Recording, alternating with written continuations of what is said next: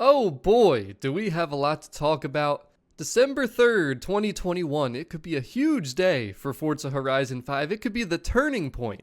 Before you play Forza Horizon 5 next, make sure you download the update. For me on Xbox Series X, it was 14 gigabytes and it auto-updated right when I turned my Xbox on. It could be 12 gigabytes on other platforms, I'm not 100% sure. But if things aren't working in your game or something doesn't feel right, you probably don't have this update. The other thing I want to mention before we get into the release notes, and there's a lot of them, so buckle up. But just yesterday, they actually put out a community update where they basically addressed the most important issues with the game and told us, hey, we're aware, we're working on it.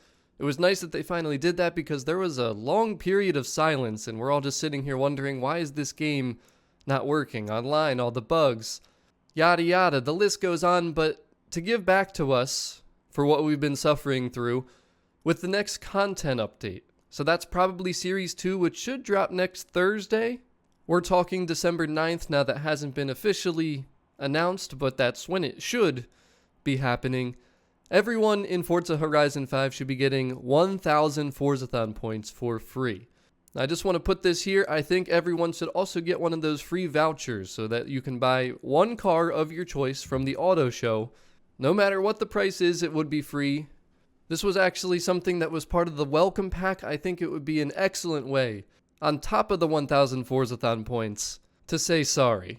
But let's dive into the release notes, and like I said, there's so much here. There's a lot of really important stuff here.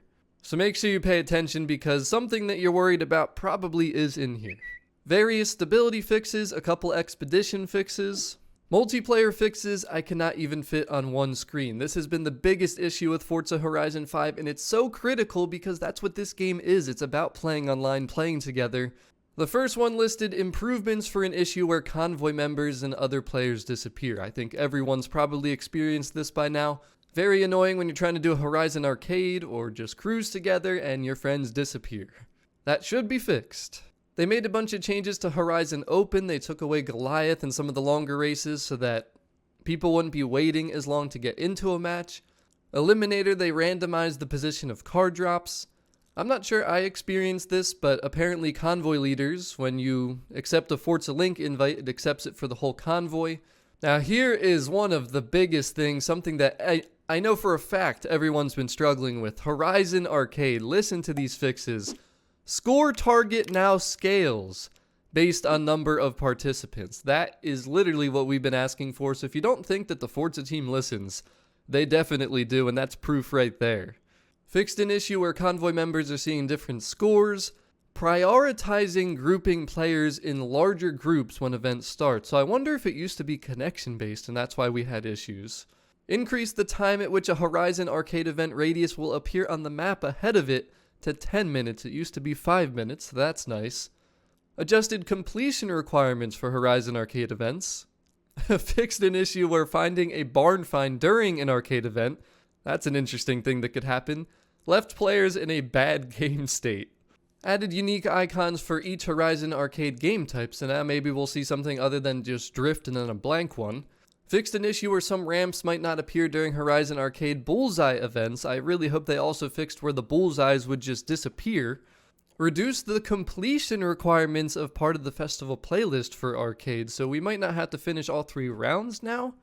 Made car restrictions clearer for Horizon Tour.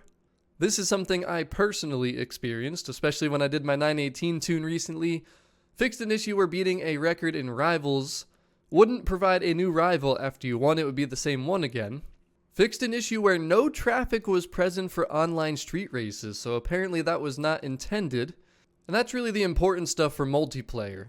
I have to say that's a majority of issues that I experienced and I know other people did. If there's anything that was not in this list that you have experienced that you're still waiting to have fixed, drop it down in the comment section.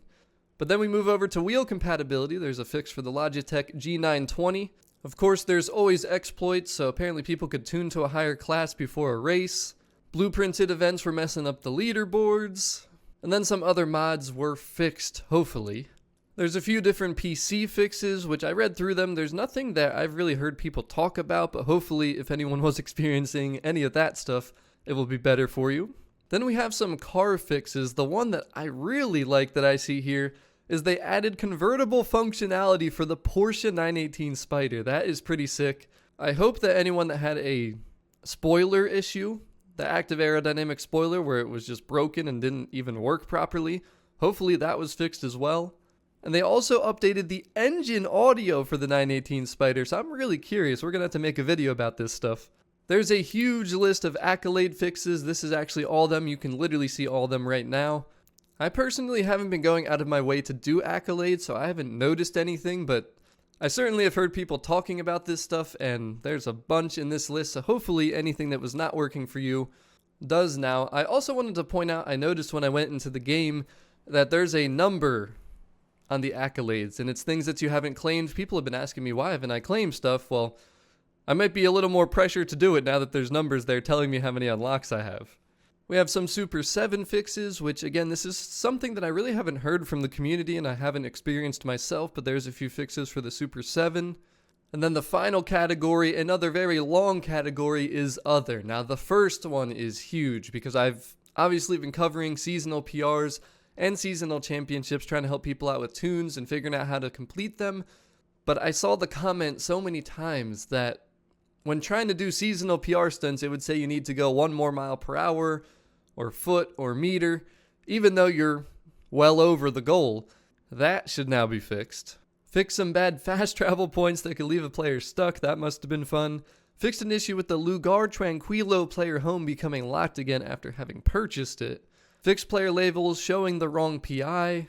Fixed an issue where festival playlist displayed more points earned than are achievable. I had 65 out of 61 multiple times. I'm a little worried though because that one daily challenge was never fixed. Now that's going to mean that I'm not going to have that 1 point. And this is probably going to happen to a lot of people. I don't know if it's going to be like that or not, but that potentially means that we won't have 100% completion no matter what for Series 1. Added the ability to view eligible cars on seasonal PR stunts in the festival playlist screen. That's definitely helpful. Fixed an issue where the radio, I'm assuming, could not be turned back on after turning it off. I think I heard a couple people tell me that. And then this final one is actually something I did experience. Fixed an issue where players would be switched from manual to automatic after a cutscene when doing an expedition. But that is it. That is all of the fixes in this update. I mean, this is a massive update. Hopefully you realize why it's 14 gigabytes. And to be honest with you, it's been a rough first month. It really has, and it's been unacceptable how long it's been so bad when it comes to multiplayer and all the bugs. If possible, I know there's a lot that goes into this, but maybe they should do an expansion 3. And maybe that expansion 3 should be free for everyone on Forza Horizon 5 just to make up for the horrific first month of launch here on the game, because this game has so much potential.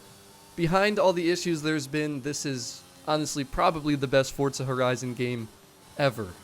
And I truly mean that, I truly believe that, but it's just been really hard to see that with all the online issues. So I really hope that this video makes everyone aware of the December 3rd update. But thank you so much for watching. Don't forget to drop a like on the video to show your support. We are so close to 50,000 subscribers, so if you're new and found this video to be helpful or useful, please do not forget to subscribe, and I'll see you on the next video.